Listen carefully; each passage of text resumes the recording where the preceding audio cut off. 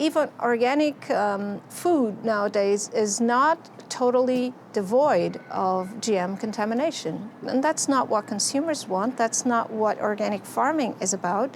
So that's not something we should be accepting hands down.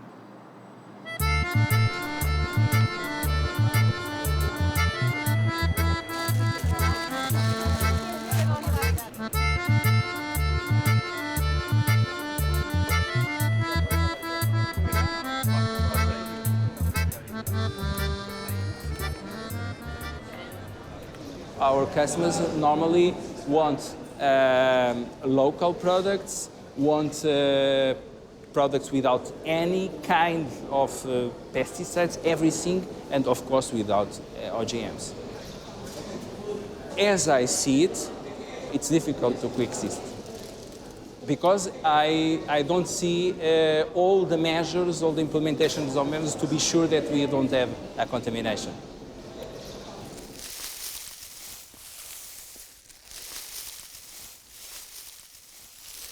Las plagas, principalmente el iotis y los taladros, hacen que los agricultores de la zona utilicen maíces OGM.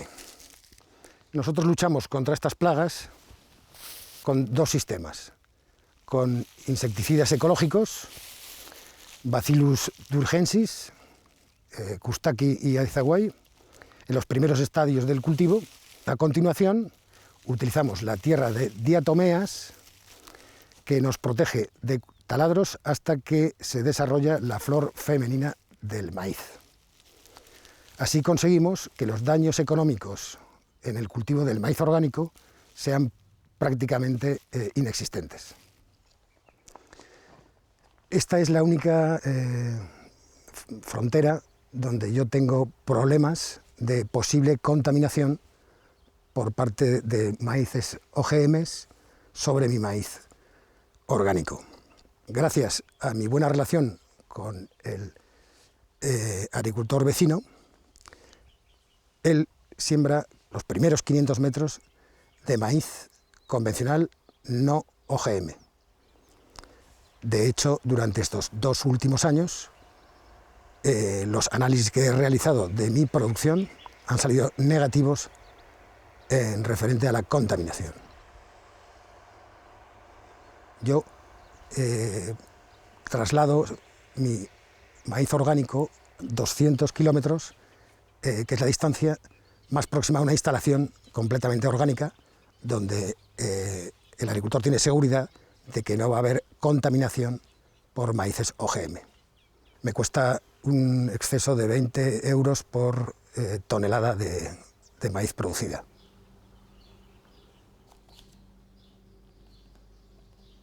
Here is the place where we receive the trucks with the organic humid maize. We take some samples of the maize and we send a number of them to be analyzed for GMO in another certified lab. Here in at the company, we accept the levels of contamination that the law permits. So for GMOs is 0.9%, exactly what says the legislation. Portanto, aqui optei por fazer o milho biológico, porque além de faz parte do regime de rotações que obriga a agricultura biológica. E como eu tenho uma empresa que me compra esse milho, que é a Sociedade Agrícola Herdade do Carvalhoso, como tenho secador próprio para secar o milho biológico, é comercializado através, e pronto, há aqui depois sempre um acordo, onde todos os anos trabalhamos em conjunto. Se a análise do milho der uma percentagem igual ou superior a 0,9%, que é o que está na lei, nós, na empresa, não podemos receber o milho. Quero dizer com isso que vou tentar ver quem é responsável por essa situação. Mas se acontecer que isso venha, que sem a gente saber que o vizinho faça isso, sem comunicar aquilo que está a fazer, e se eu souber que ele realmente fez esse trabalho, automaticamente posso meter em tribunal e obrigá-lo a pagar o prejuízo que me está a dar. O que é que o Sr. Gaga Nunes pediria realmente ao responsável? Se chegasse ao ponto de chegar a tribunal e que comprovasse que realmente eu tinha razão, exigia indemnização para danos morais e danos financeiros. Portanto, isso não ia perdoar de maneira nenhuma, porque além disso está a prejudicar, da minha imagem, está a prejudicar a saúde das pessoas que querem produtos biológicos. Y tendría que ser radicalmente, ni ser penalizado en términos de ley. En el caso de que mi maíz resultara contaminado por maíces OGM, yo perdería aproximadamente 1.000 euros por hectárea. Segundo, perdería mi certificado orgánico. Y no sé, porque no sé si está legislado, el periodo de tiempo en el que quedaría mi finca en reconversión hasta volver a ser otra vez 100% orgánica. Sería el fin de la finca como orgánica. Even if they create huge financial impact to other farmers, a GM farmer just pays like €4 per seed bag for this compensation fund. They will never be liable beyond the €4 per seed bag. And that is huge insurance to GM farming in Portugal, and I don't even think that is constitutional.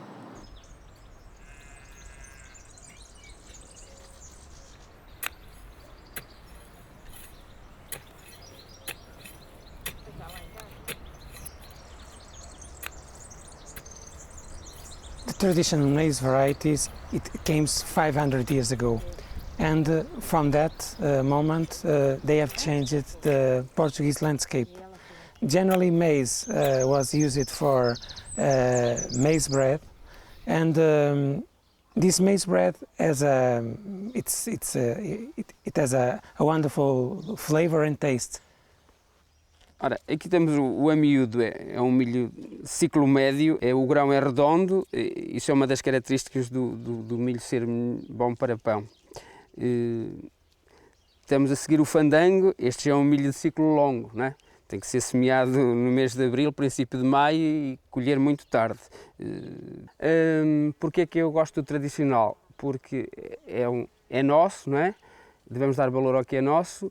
Talvez em questão de produção o híbrido produza mais, mas também dá mais despesa, tem que ser mais adubado, tem que levar mais produtos químicos, enquanto que o milho tradicional com o estrume dos animais produz, também fica mais barata a sua produção. What we see in the field is if you put an hybrid and a white maize, you see contamination. If you introduce some events on these populations, this means that you are blocking the coevolution process, and in that case you lost the importance in terms of, for instance, stress, diseases, resistance, pests. So there are some gene pool that you lose, and I think that this region should be considered as a santuarium of these old cultivars. Otherwise, with GMOs, they will probably be contaminated, and it will accelerate their disappearing.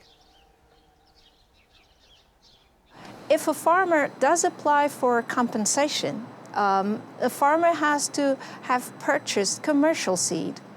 So somebody who's growing open-pollinated traditional maize varieties cannot apply for any compensation if there is contamination.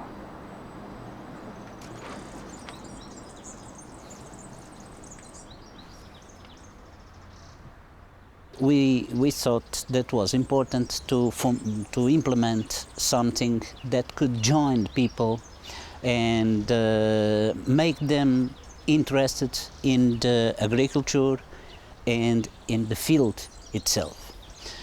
It's a biological agriculture only, and no chemicals are allowed here. We have supervision on that, and here they know what they are eating, and it's less expensive than in the market. So I think the crisis is also responsible for the impact of this.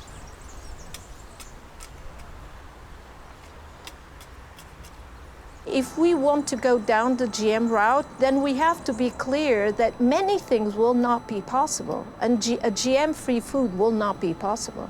And if society wants to keep GM-free food an option, then GM crops are probably not going to be possible.